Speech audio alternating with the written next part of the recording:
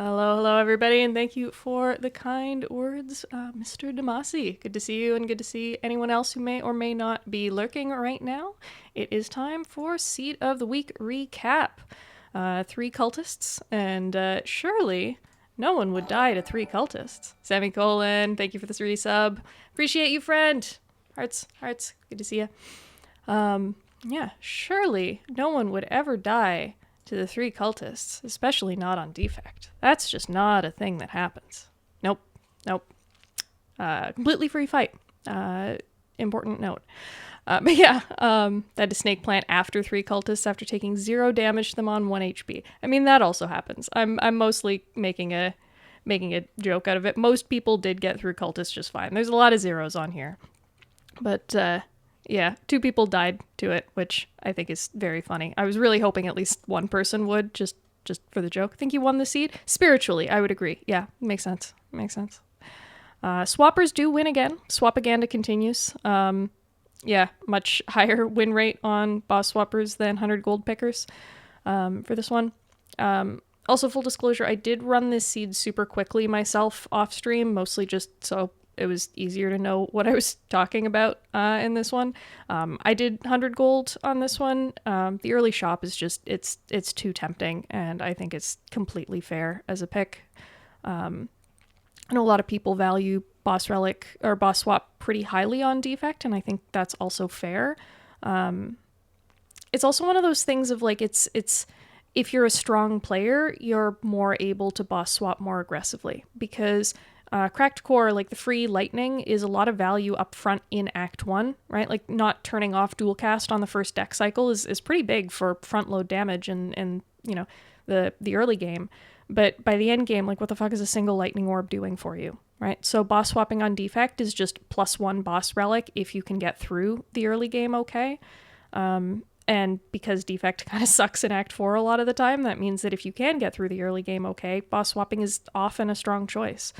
Yeah, Transform 2 OP rewarded for not looking at the map. Yeah, you can say that again. It was Glacier and Cold Snap. Are those good cards? Anybody know if Glacier and Cold Snap happen to be good defect cards? Anybody know if this is good? If it's good to take like no damage in the first half of Act 1? Any theories? Glacier is a skill, so you just died a knob. Bad cards. Makes sense. It's a good evaluation. Thank you, sir. But yeah, no.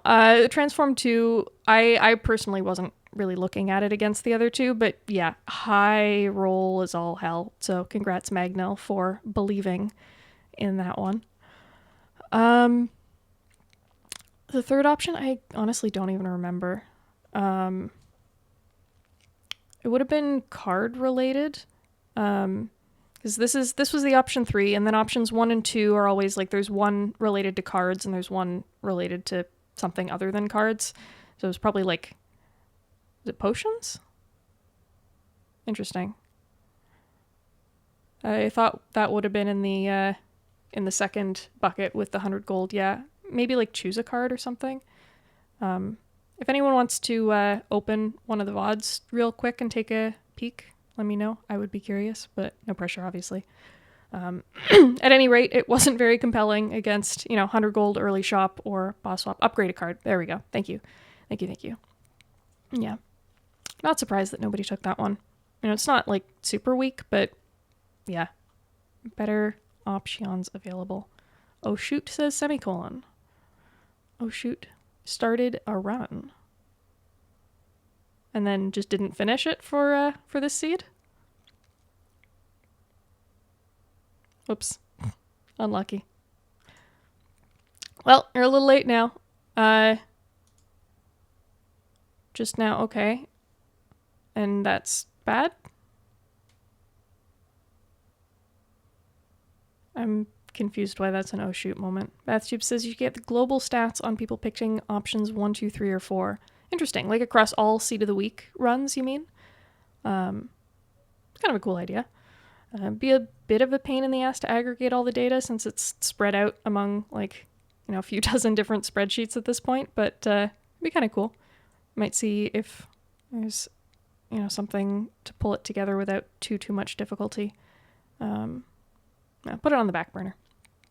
But yeah, for now, I think, and yeah, Semicolon, you did finish this one, because I remember reading your comment as, hi, I'm the Semicolon and I'm an infinite dork. Seed was begging to go infinite. And I definitely had this sense as well when I was, when I did my quick click through is, tons of removes, Smiling Mask, Sundial.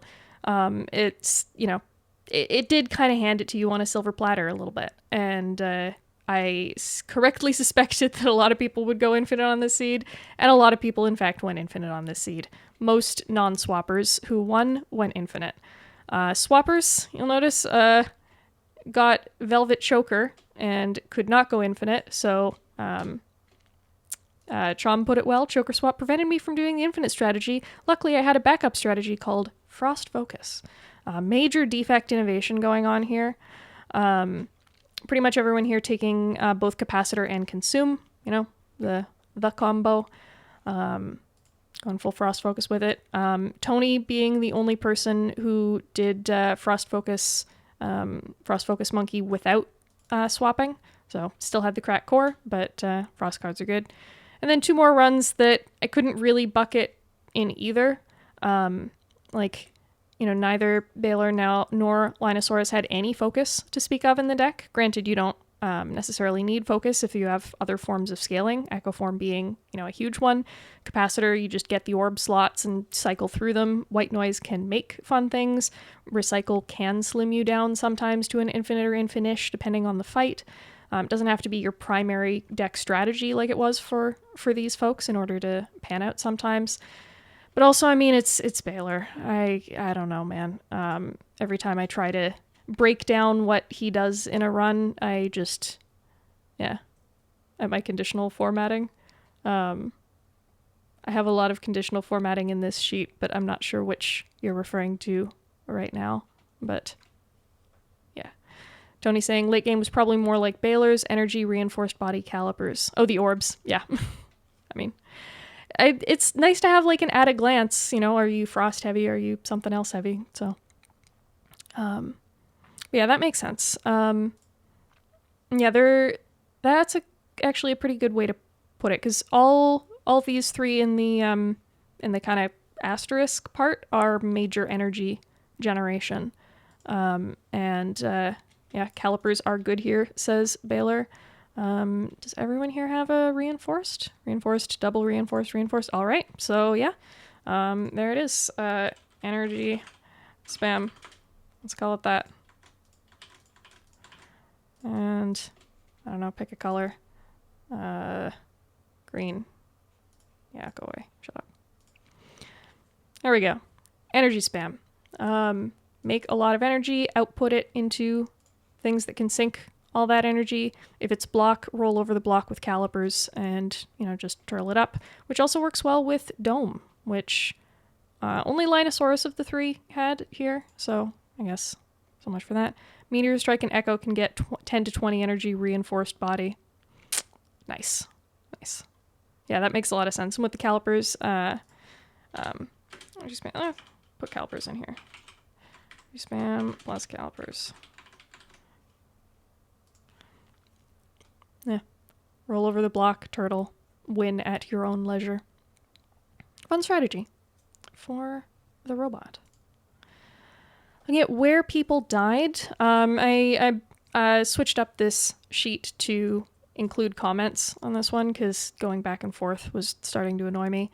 But yeah, infinite but just bleeding out is a real thing, right? Like, being able to, like, having a deck that can theoretically go infinite is one thing, but being able to set up that infinite reliably on, turn 1 or 2, or, being able to stall until you have the infinite going without just bleeding out, like, that's a real challenge sometimes. It's easy to say just like infinite GG of once you unlock it, then, the run is free, except for maybe like Nemesis Heart, things that can stop in tracks to a certain extent, but yeah, it's not.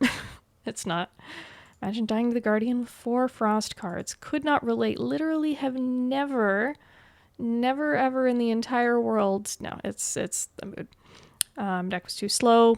Early Act 2, exclamation mark Act 2 is a bitch. Snake Plant getting a lot of people on this one. Not just these two, but he watches also, taking a billion to Snake Plant and then just, Slavers poking at the end of it. Also getting slavered here. Snecko Eye being brittle. It's the second Snake Plant that gets you. Well, the first one got a lot of people too. 21, 26, 24, 19, 23, 23, 21, 27. Yeah. First one was actually worse than the second one, but that might be selection bias of some of the people who got really owned by the first one didn't make it to the second one. Yeah, I don't know. Snake Plant sucks. Everyone rags on about Avocado Rat for sucking, but like Snake Plant sucks. I don't know. Why do I have that copy pasta in both my bots? Turning it off of that one before I forget to, because I'm going to forget to. Deck did not have calipers. Oh, interesting. Okay, so put this back to IDK. If you have like a kind of TLDR on how your deck worked, other than limping through to heart, by all means, I would be curious to hear your assessment of it. But some runs are just sort of do what you can, patch cards together, hold a pile of crap together with good enough micro to drag yourself forward. Strongly about the SAC2 bot message, so down to have both bots spit it out. Fair. It's a mood. It's from a Reddit post that I relate to, and I think a lot of people can relate to. Yeah. Where are we on the death stuff? Snake Plant sucks. Slavers suck. Darklings fucked up a lot of people this run, and I think part of that is because of the dome. It's a difficult fight with dome. Just scale permanently. It's super easy, slow, uninteresting. Nah, these guys are assholes. And yeah, taking freaking 56, man. 67. Like, it happens, right? If you just, if your deck isn't lining up, if you don't know the intents and you had your bets wrong, especially if, it's not a deck that you can just scale quickly and turtle and wait, and you have to take some of those chances of I need to burst one down because, if you don't have the burst damage, if you have to kill more than one Darkling on the same turn at least once in order to win the fight. Sometimes that means peeking out from behind your, scaredy cat defensive wall, and sometimes you do that at the inopportune moments and get your ass handed to. Also, a lot of people, even who didn't die outright, taking friggin' 32, high teens, that's a lot of damage to be taking to an Act 3 easy pool fight. Easy pool. Friggin' everything pool. Just come back 3 goddamn times because Act 3 is like that. Okay, so Linosaurus says, generally generating lots of frost and using Meteor Strike to evoke for a bit of block, ending the turns with Rebound Reinforced to block consistently every turn. Really stressful because of Dome, had to end with Reinforced, took very long to complete the run. Damn. So basically it sounds like this strategy minus the calipers and just having to use really good micro to make up for that. I'm gonna put this back, but say, energy spam minus calipers, because damn, that sounds like a challenge. But sometimes those kinds of runs can be really satisfying at the end of it, of just being like, how the fuck did I pull that out of my ass? So congratulations on doing so. A well-earned win in my books. I don't know if there's anything else particularly crazy here. Darklings suck again. Even people who didn't die outright, a lot of them kind of blaming deaths, at least in part. A losing decks page. I could do that. Just like the same format as winning decks, except uncategorized. That's easy enough. I can add that in the future. Message me on Discord to remind me, because otherwise I will probably forget. But for now, let's take a peek at boss relics. I don't know about these stats versus these, because this looks like a lot more boss swappers proportionally won. And this does not. I guess it kind of is. Like this is 50% above and this is significantly less than 50% above. Okay, it's fine. I'm just bad at reading charts today, apparently. Swappers win again. And in Act 1, Choker not really panning out for people who chose it specifically. Which I'm kind of interested in why so many people passed this one up for Dome. I guess, Frost Focus was on lock enough that Dome feeling relatively free. I kind of have the sense that Choker is a bit underrated here, but I would be curious to hear people's takes on it. Pyramid, obviously, if you swapped, then it makes sense. If you're going infinite, yeah, I mean that's very clear. Yeah. So no Choker. If you're not going infinite, if you're trying some kind of, general Frost Focus spam thing, and I guess with Semicolon's point of the seed was pretty begging to go infinite even by end of Act 1, so yeah, reasonable. Just not good this seed. Already had Sundial and 4 removes. Yeah, okay, fair enough. So this is my infinite hater bias showing then. But yeah, swappers see Pyramid here, non-swappers see it end of Act 2. That makes a ton of sense. Snekawai, not always the most cooperative, I suppose.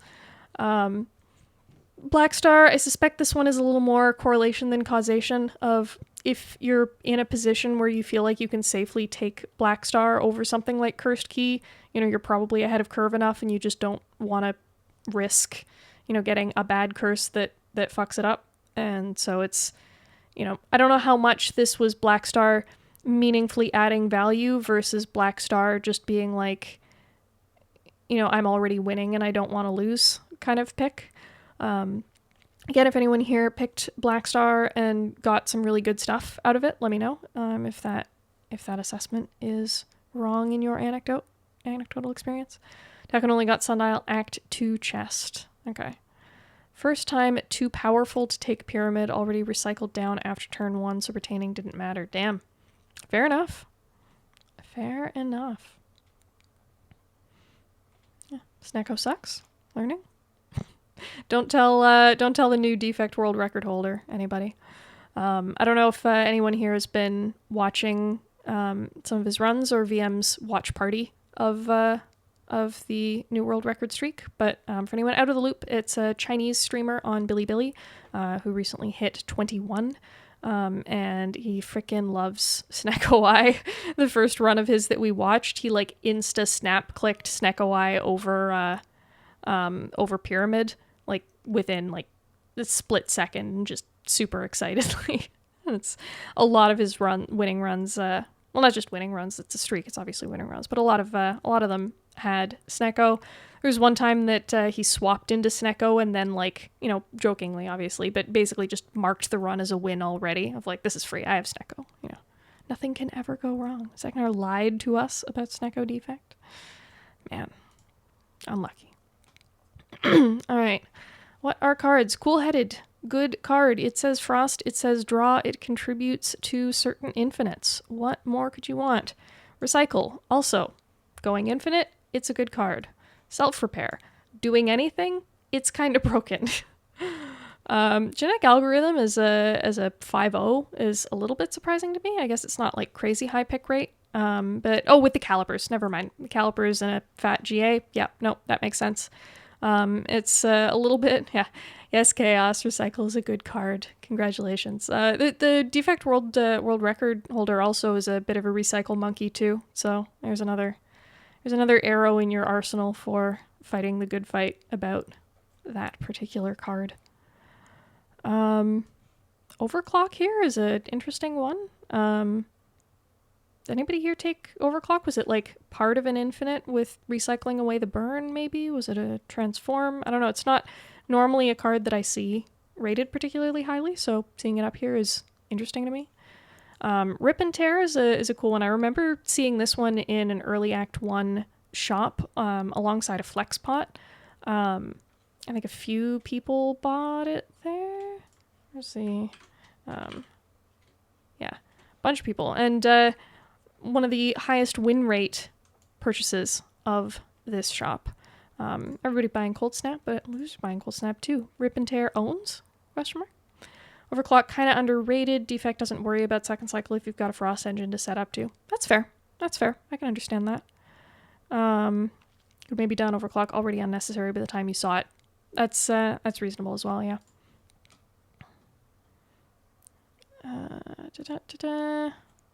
Anything else of note here? Low pick rate stuff. Core Surge sucks. This is kind of a funny one. This might, I'm not sure what to take away from that one, if anything. It might just be something else that it was up against was a lot better. Might have been people trying to be a little too cute about Core Surge bias cog stuff. Defrag. Garbage card. Never take this. Your win rate will drop by 59%. Statistics do not lie. Pathing difference as well. Yeah. I do remember hearing Zeknar at one point say that like Core Surge is sort of like the burst of defect in a way of, if you're like the biggest payoff for Core Surge is biased cog, and that means you have to line it up relatively close or the artifact will just get eaten by something else. So it's a similar kind of thing of, with burst, if you have one really, really good burst target in your deck and you're trying to line it up properly and, extra bits of like retain or draw or what have you help out with that. And if you don't line it up, it still, does something for you, just not quite as valuable. I don't know. I thought it was kind of a cool way to look at the card. Core defrag bias will be low because there was an early consume. Overstacking focus can be a big mistake people make. I agree with that. Yeah. Of see first focus, click first focus, I think is right more often than it's wrong. But overstacking, yeah, it's decks need a variety of different things in order to succeed, and 1 billion focus and 0 orbs to output that amount of focus, or, 0 easy ways to get all of that focus in play without getting completely owned, or, any number of other things. Decks have to do multiple things. Completely innovative takeaways happening here at twitch.tv/Suki314. Anyway, events on this seed. Actually, I thought this was kind of a cool one. Sure, having 15 focus on a single lightning orb is good. Source? No, obviously, if you can stack all that focus, it is good. It's just being able to successfully stack all that focus is a more difficult problem than just having all the focus in your deck, right? Of decks that can reliably get to 15 focus without getting completely owned along the way are doing a lot of things other than just straight up clicking focus cards. So yeah, it's and I'm sorry if I'm just over explaining the joke now, but yeah, it's an interesting evaluation point. That of course it's the eternal exclamation mark, it depends, that is true of every run. But yeah, the Living Wall one I thought was kind of interesting. If we jump to the first 5, because people saw this on various floors of people seeing it early, mostly choosing to change, unless, Infinite Monkey, I suppose. Floor 2, I don't know. It's a little early for me, but it worked out very clearly. But yeah, most people choosing the change. By floor 4, starting to grow, having like an upgrade target or so, and then floor 5, much more balance between change and grow, of like the later you see it, the more likely you are to have reasonable upgrade targets, and the evaluation of the event changes. Forget has 100% win rate. It's true. If you click this option, you will win, guaranteed. Everybody losing max HP for Golden Idol, I think, is fair. Makes sense. Everybody removing a card at Golden Wing, also fair. Interesting split between defend and strike on this one. There wasn't like an Orichalcum or anything this seed, was there? No, there wasn't. Both defends and strikes kind of suck on defect, so like it's a bit of a coin toss in a way. I usually remove strikes first unless I have something speaking to them a little bit more heavily, but yeah, that might be a blind spot for me as well. If you remove to defend, it was Guardian Act. Okay, how does that change the evaluation in your head between strike versus defend? Because for me, that would bias me even more strongly into removing strike, keeping the defense around for turtle mode. But again, that may very, very easily be a blind spot for me. So if anyone in chat, if you were one of the people who removed a defend here and you have thoughts on why. Serial Bar saying generally move defend first on defect. Pick more defense cards and not enough attack cards. That's fair. If, if that's just like a quirk of your drafting style, if you prefer to go towards more defensive cards and then lean on strikes for damage, I can understand that. Yeah. Cursed Tome, most people choosing literacy, but ignoring it means that you win guaranteed. I don't know about more. We have 1, 2, 3. No, most people still remove strike. Just 3 people on defend. Krovan, Cereal Bars, and Zool. Everybody else on strike. I just sort of at a glance, I saw both defends and strikes. Yeah. Addict. I always forget what this one is. I think it's maybe like the beggar or something. But anyway, congrats on your relics. Chaos saying, if I have Equi, Glacier Battery, remove defend. If I have attacks, I remove strikes. Thought this was very, very even, so just went with Guardian Boss's decision point. Fair. Oh, Jax. No, it's not Jax, because people are getting relics that aren't mutagens out of it. I think it might be like Pleading Vagrant or something. I don't remember. The in-code names for the events are a little weird sometimes. Cool-Headed sucks. Remove this card. It's garbage. Except that it also has a really above-average win rate. I don't know. Split between fighting and ignoring. I think this is a really tough event to evaluate. When it's like, what attack did falling target for the skill removers? Yeah. It's too much effort to extract, honestly. Like I could if I wanted to. You can actually peek at it as well, right? All of the run history files are public. The folder is linked on the main Seed of the Week sheet, second tab, along with everything else.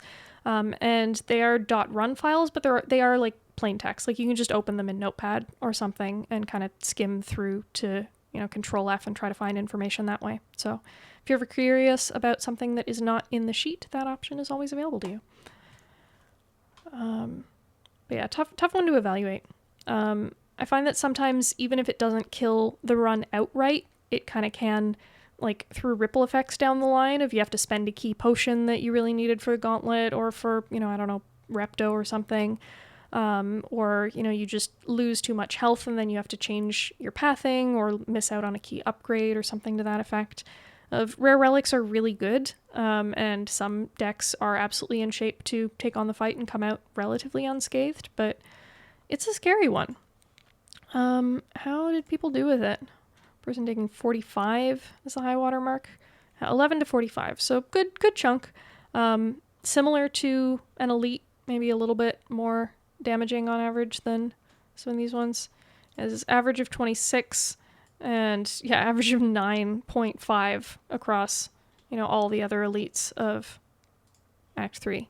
Not some, like 27 across if you farmed all 3, but yeah, significantly worse fight. I think especially for Defect a lot of the time gets kind of owned because of the fight punishes decks that are slower to get going. You kind of need a crap ton of front load to get through it safely. Yeah. Banana is delicious when you are able to heal from it. Donut is an okay consolation prize when you aren't, is sort of my attitude towards this event. Is infinite front loaded? If you can assemble it on turn 1, then absolutely is. If you cannot assemble it on turn 1, then it can be a lot scarier, especially because these guys throw burns in your deck. So, exclamation mark, it depends, as always. In the Spire. Apps are an interesting choice as well. I think a lot of the time on Defect, the way that I think about apparitions are basically as front load block, right? Apps don't need to be your block plan for the fight. They need to be the block plan for your first couple of turns while you're getting your Frost Focus engine in play. And then by the time you're out of apparitions, it doesn't matter because you passively block for a billion anyway. And I think, there were a bunch of winning runs in this one that kind of fell into that category. Zek and Chom, I think, were both infinite, though. No, Zek was... no, they were both Frost Focus. I cannot remember shit. So yeah, basically what I just said of, block with apps when you're setting up, and don't afterwards. Mr. Wolfheart, thank you for the follow. Did they have Echo Forms? They did. Both had Echo Forms as well. So yeah, makes apps a hell of a lot better. 6 turns of Intangible is a lot more than 3 turns of Intangible. Obviously not every time 6, because, deck draw order dependent, but yeah, more than 3 on average. Yeah, Echo app is a great turn. Yeah, being able to play your Echo form relatively safely if you're on 4 energy. Yeah, strong. Sensory Stone. Smash click the 3 button unless you're already winning or you will die outright the event. I'm oversimplifying it, but not by a hell of a lot. Colorless cards are really damn strong. Is sort of the way that I look at this one. Binding Halls, max HP, 1 person taking the Rive, maybe an Omamori. Walker Steel, thank you for the resub. Good to see you, friend. Hope you're doing well. Hearts, hearts, hearts. Hearts, hearts. Yeah. You were low HP, reasonable. Yeah, sometimes you kind of just gotta, if you're limping along, if you've got, forced fights ahead, yeah, can easily get owned, especially if the cards are a whiff. Yeah. Gathering Gold, also sort of a smash click button for me usually. A little bit less so these days than it used to be. Sometimes, you really do need that HP buffer in order to take a higher value path ahead, and that path is worth more than the gold that you would be both losing and opportunity cost not gaining added together, because you kind of have to consider those as a sum. Bag of Prep as well, which mitigates Writhe. Very fair, very fair. Didn't have Omamori, but had an available shop remove. Also fair, yeah. And with Smiling Mask, that's low opportunity cost. Simplicity makes sense. Lots of upgrades. Ow. Sorry, Lilite. This event sucks. Transforms, always very strong. Exact 50-50 split on the Mausoleum is interesting. More winners ignoring it. Getting a bag of prep from opening Mausoleum is always funny. Of, giving up 1 turn 1 draw to get 2 turn 1 draw. I don't know. Is that a good trade? Not sure. Granted, it fucks you on the reshuffle as well, but it's funny. Open Smiling Mask, who cares? Also very fair. Yep. And gold, ignoring the mask. Only 1 person. Mara is the only ritual dagger. Arcus the only one who found Thwack and got kind of owned by it, if I recall from message. Or was it? Yeah, Defect takes 39 to floor 30 knob.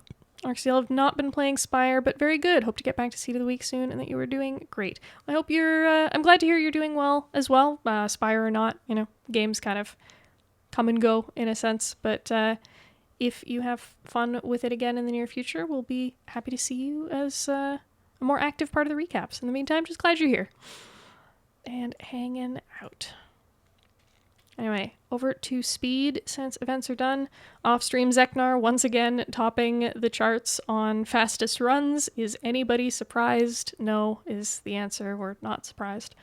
But yeah, pretty good spread. No one over 3 hours this one, which I think is fair. There wasn't a ton of stally stuff in this seed. There wasn't bites, there wasn't earn, there wasn't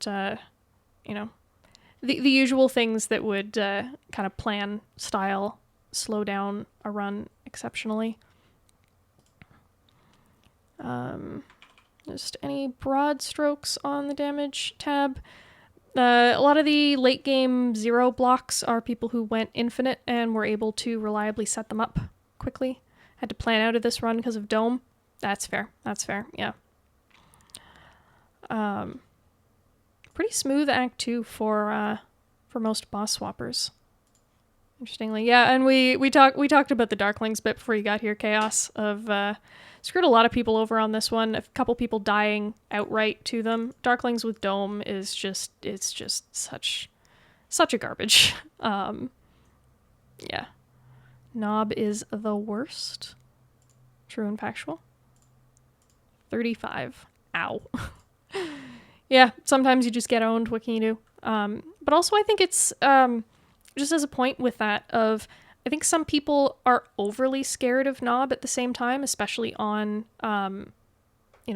silent defect, like decks that want to go a little bit more skill heavy of like, oh, I shouldn't take this because Knob exists. Of, yeah, sometimes you can get owned by Knob, but is that even really a bad thing? Of like, sometimes you just sort of take your lumps, you eat a crap ton of damage in one fight, you rest it back up, and then you take that as, the price of building a better deck at the end of it. Yeah, who is Knob? Has anyone actually seen one? I'm pretty sure this is just like a cultist in, a second fursuit on top of their existing first fursuit. Seems more plausible. I don't know. But yeah, deck size is 16 being the low bar count. Pretty big fursuit. Yeah, 3 cultists. Yeah, they're stacked on top of each other. Or maybe it's just regular gremlins of like a pile of gremlins. I kind of like that mental image. Someone should draw that. Yeah, 16 card deck. Yeah, I mean, we already saw there were a lot of infinites this run. High water mark of 39. Somehow I suspect that was not one of them.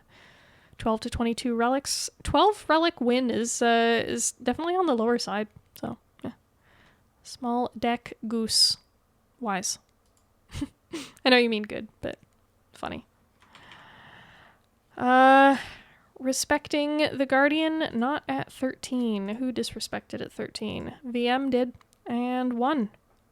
So did Tauken. I mean, yeah, it's Guardian whacked a couple of people in this one. 25, 20, 36, 1930. But, for the most part, it's pretty clean fight.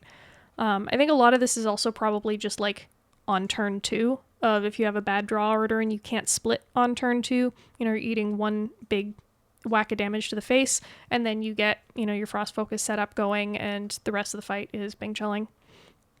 So, makes sense that there was some Guardian disrespect happening here. Act 2 boss not resting on 9. Damn, who was that? Oh. Well, Anna's, where did you end off? Jawworm Horde, so did get through. Credit where credit is due. Making it through the champ on 9 HP. Opum winning on 11, Krovan winning on 11. Do not respect the champ. He is a chump. So many infants kind of expected more decks sub 20 cards. Yeah, I mean, like, how many infinites did we have again? We had 6, I think. 1, 2, 3, 4, 5, 6. And we have 1, 2, 3, 4, 5 at 22 or lower. And there's a recycle in the seed, so whoever was larger than that almost certainly just recycled down considerably. Respecting champ with Frost Focus and recycle? I cannot. Yeah. I don't know what else to say there, really. VM, what the fuck is this 52 turn stall? What were you doing, friend? Do I want to know? I mean, kind of, but also no. Infinite. Look at all those 1s and 2s and 3s late game. Yeah. I don't know. Pathing. So this was interesting in that it was a very dodgy Act 2, even for defect. Right? Like, a lot of people taking 0 elites in Act 2, which is not really something that you see often, and still winning at the end of it. So, like, Please Farm is, it's a meme, it's a running joke. It has truth to it, but it's not a rule by any means. It's Please Farm when you can do so safely, when doing so gets you appreciable value, and when you couldn't get more value by doing other things. Right? Because farming, it has an opportunity cost, right? You are sacrificing, current HP that could be spent on, usually on more safely upgrading instead of resting. And defect does tend to have a lot of high priority upgrades. It can sometimes warp your pathing in funky ways of having to dodge, high value shops or the like. And sometimes it's just unnecessarily risky. If you're ahead of curve enough already, if you're already infinite by this point, you don't necessarily need relic support in the same way. You just don't want to randomly die to a crap draw. Why risk it? Serial Bar saying, I feel like with Act 2 elites are often harder than Act 3 elites on defect. And that's also very fair, is sometimes the specific matchups can just kind of own you. Dome Nemesis says hello. Yeah, I mean, Dome Gremlin Leader also says hello, right? You can say that both ways. Dome just sort of sucks in a lot of difficult fights. Tauken pathing was into shops. Unfortunately, wasn't too many elites in the way. And yeah, like I was saying, sometimes it's just the opportunity cost of other things that you would rather path into when elites are not as high value as some other nodes. Especially since there was a golden idol for a lot of people on this seed, farming gold and being able to spend it successfully. Yeah, converting that gold into real value instead of, an elite is converting some current HP into value. Just different approaches. It's all one big optimization puzzle, as that copy pasta likes to say. Yeah, relatively non-farmy late game here. Still in the early game a lot, which I think is fair. Defect does kind of stomp Act 1 a lot of the time. Generally 1 shot per act. Loading up a little bit more on double shot for Act 3. Yeah. I don't know if there's... But yeah, more rest sites than elites, I think, is a very kind of classic defect move through Act 2. Who farmed 9 hallways in Act 3? Damn. Taking Please Farm to the next level. If that was you, or if you were, on the upper end of this one, if you have thoughts on why that was your plan, I would be curious. If it's just, get a whole bunch of gold for the Act 4 shop, maybe. If it's just, I don't really want events. It could also very easily be, I just don't want to get owned by falling if you are infinite small deck and vulnerable to that. Also could definitely be a consideration there. No. Act 2 sucks. Act 2 elites suck. Who's just saying that Act 2 elites are harder than Act 3 elites on defect? Anyone? Anyone have thoughts on that in particular? And again, this could be an artifact of many different things. It could be just an especially bad Act 2 green key matchup. Maybe this was, I don't know, strength book or something versus like regen head. I don't know. You can get nasty combos. You can get, just like difficult pathing coming in or coming out. You can, have a lot of different things, but it's sort of funny to look at. The factor that there was an echo end of Act 1, which means you don't need Act 2 elites to get late game value. Yeah. Sort of what I was saying with the infinite line of if you're infinite and you just don't want to mess it up, it doesn't have to be infinite, just strong enough for late game. And it does not mean specifically died to burning. No, it just means lost the run as a whole. It's a little annoying to put together the data on if they died to the burning elite specifically, because the location of the burning elite isn't directly stored in the run history. I think you could maybe infer it from a couple other things, but it's a pain in the ass. It's not worth it.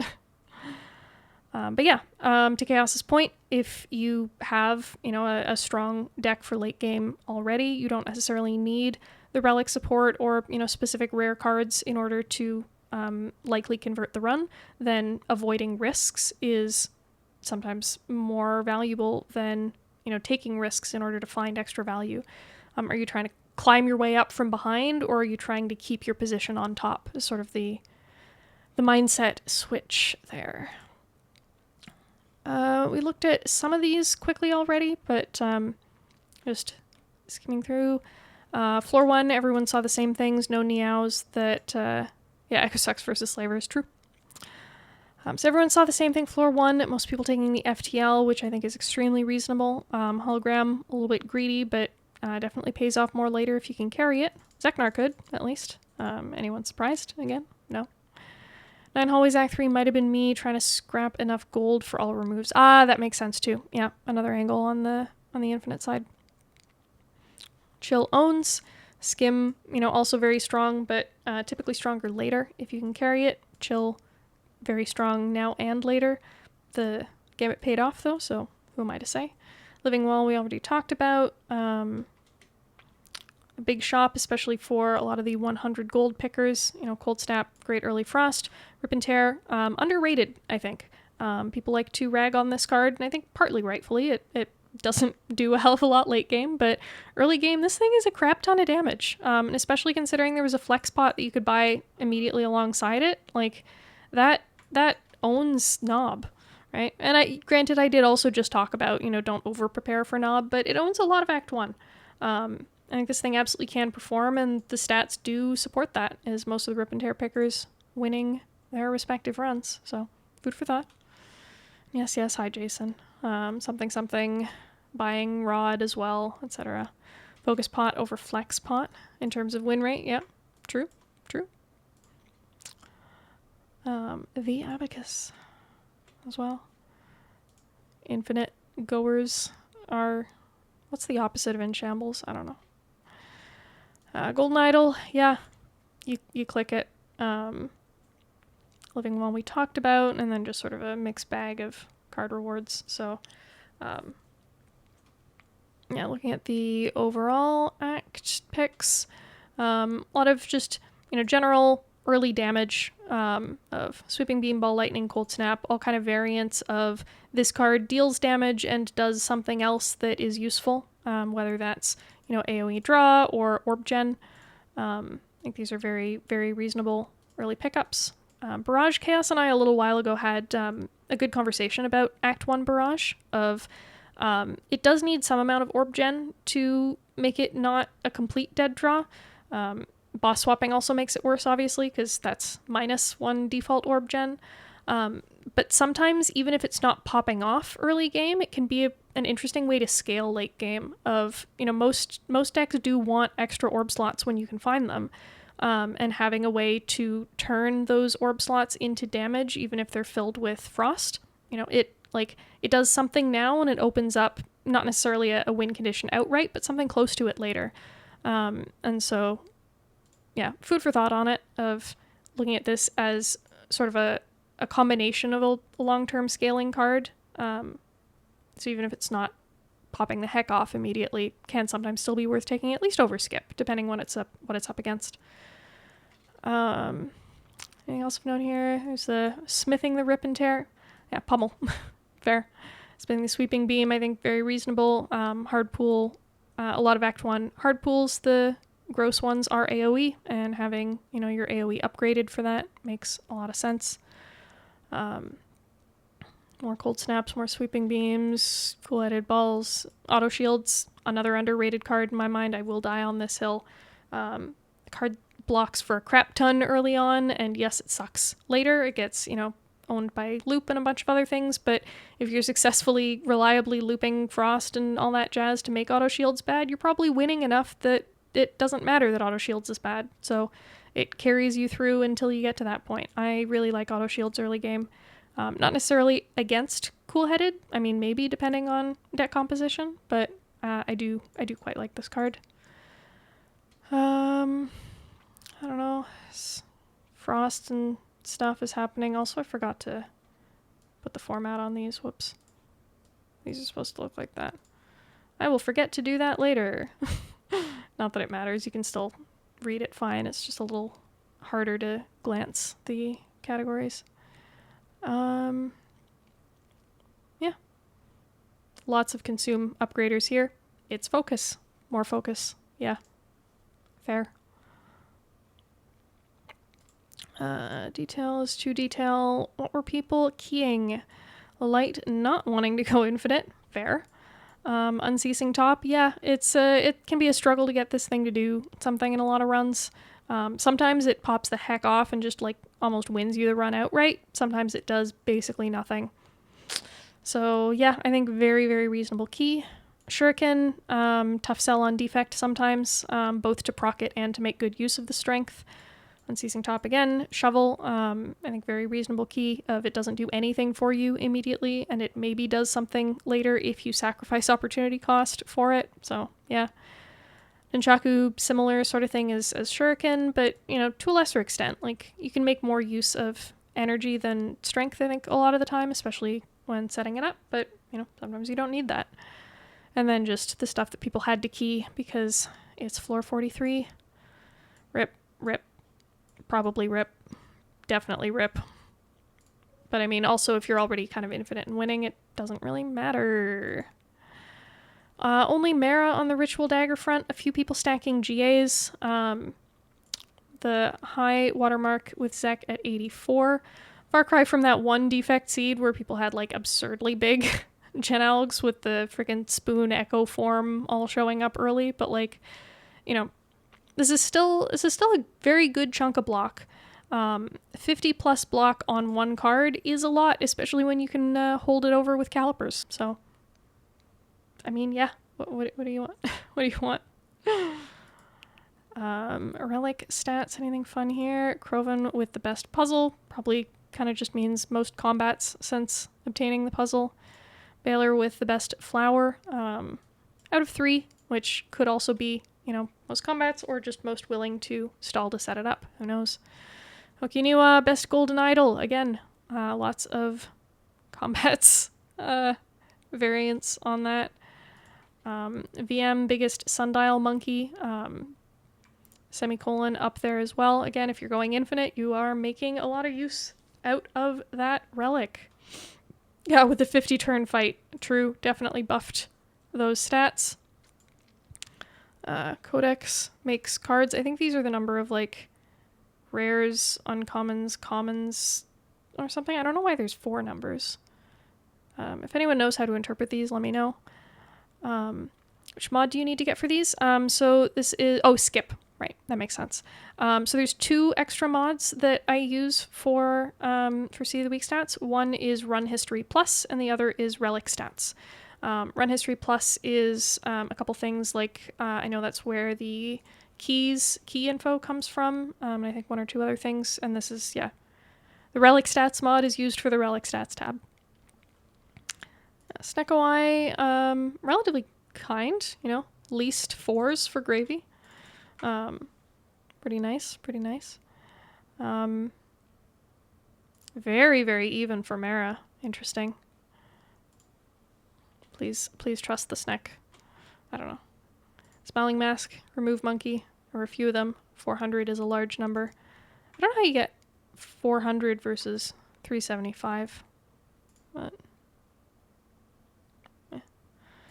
1 curse. Oh no. A bunch of people getting 0 curses. I guess this is if you already had blue key by the time you pick this up, or if you first remove. Yeah, that makes sense. Yeah, if you already have blue key, or if you just don't make it to the final chest. Unceasing top 88, or basically none. Congratulations, cereal bars, on having an unceasing top that did something. That is a large number. Does anybody else think that 30,196 is a large number? Because I think that might potentially be a large number, just hypothetically. Calipers on defect is silly. Especially, again, when you have convenient ways to stack it. Here's your citation, Chaos. It says 30,196. Yeah, hit 999 against Awaken 1. Nice. Yeah, that makes sense. Yeah, Sundial setup can warp a lot of things sometimes. Insect, please farm. Bag of prep, please farm. Please dig. Tony and Baylor being the only 2 who did.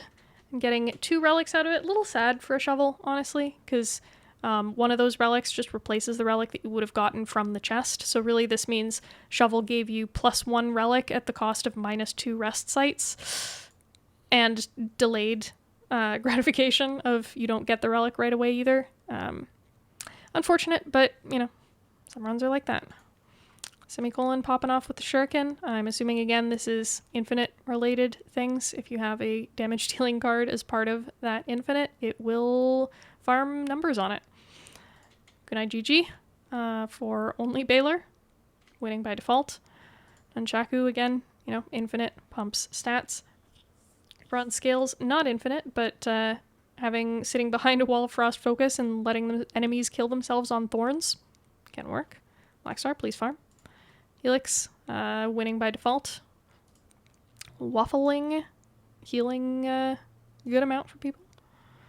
And yeah, Bottled Electro, Bottled Loop. I remember Zach saying in Discard that this was like the worst Electro he had had in a long time. That kind of didn't really do anything and just sort of got in the way, which was funny.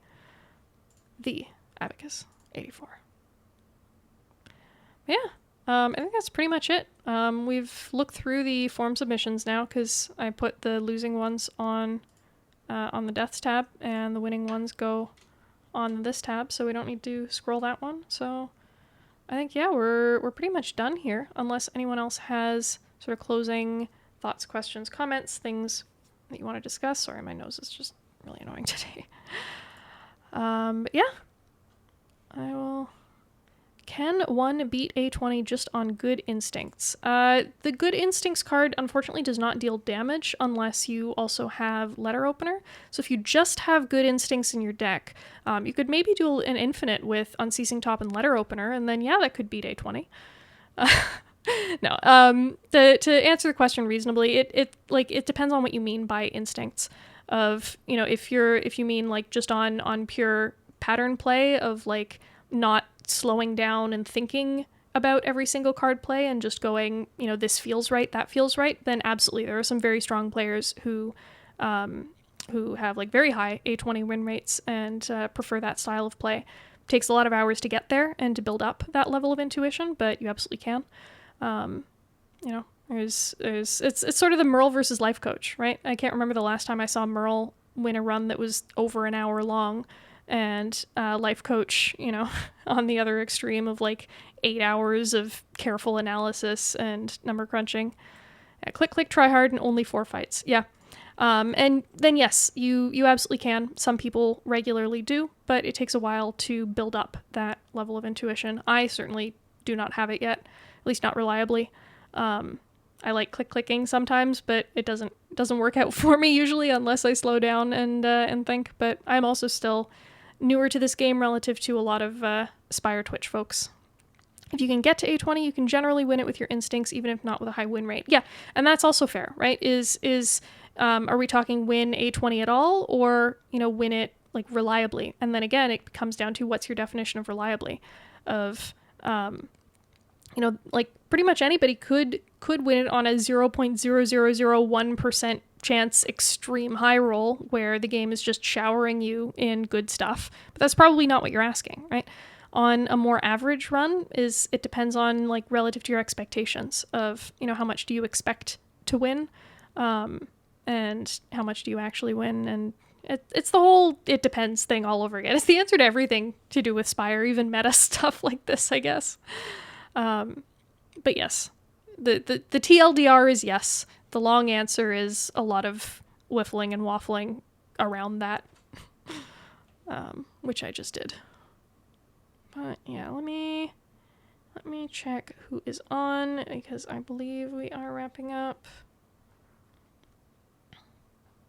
Jago's on, Knave is on, Calvin's is on, Mara is on, and Seed of the Weaking. Got plenty of options today.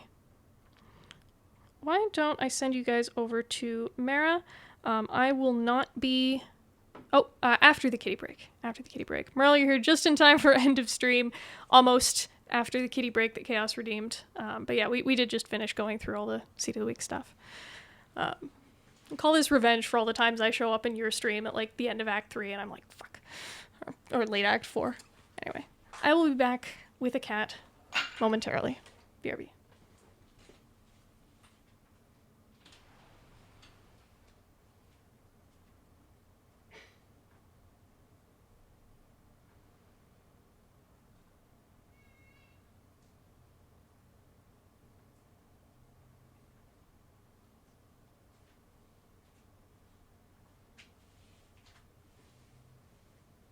Did make it just in time for cat.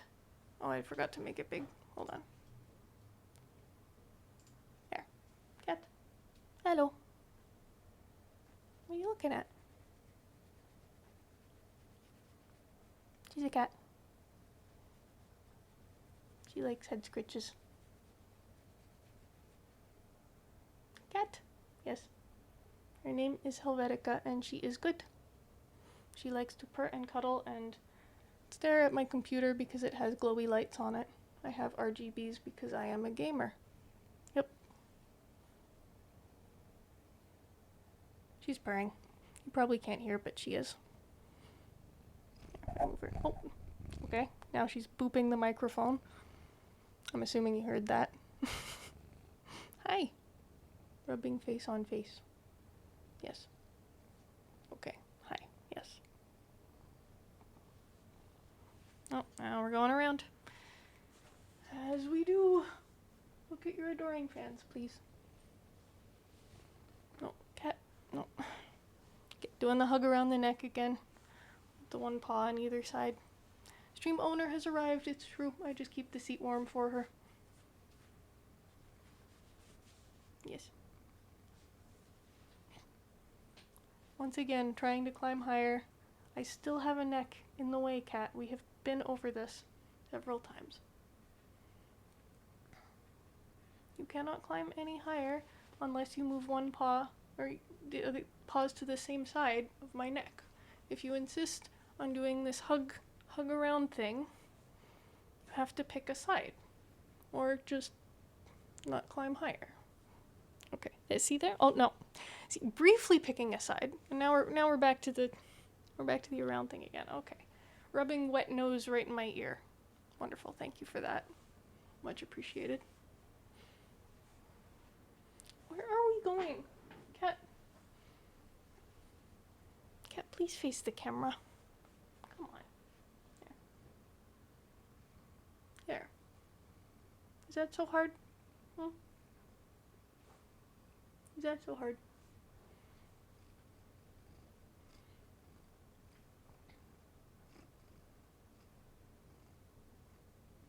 She is a cat.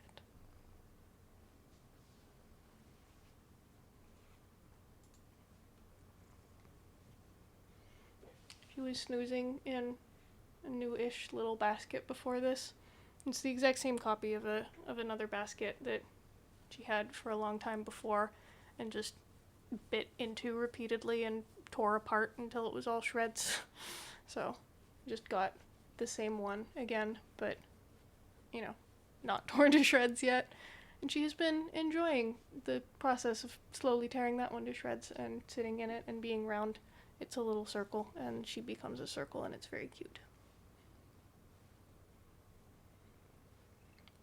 Head pats, okay.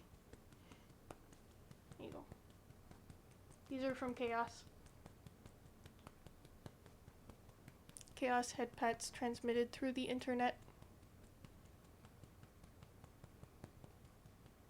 She's such a little goober. She doesn't like head pats, she likes head smacks. Like it's that and more aggressive. Otherwise she'll start like leaning up and into it of like, why are you... What is with this weak garbage?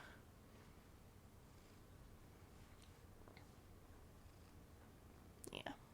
Snoogly baby. Snoogly baby. Oh, she's like slipping down now. Switching sides again.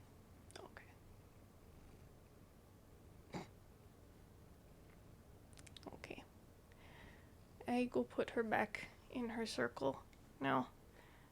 She. Oh, okay. Cat, where are we going? Where are we going? Where are we? Okay, yeah, no, I definitely go put her back. She is getting antsy. BRB. Enjoy Yelly Bean vid.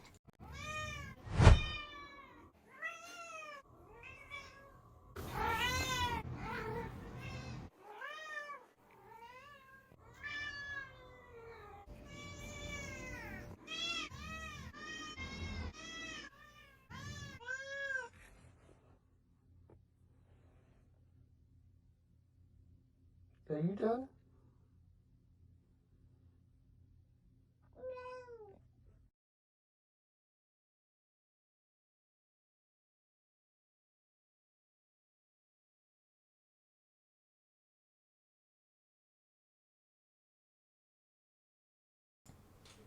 Alrighty.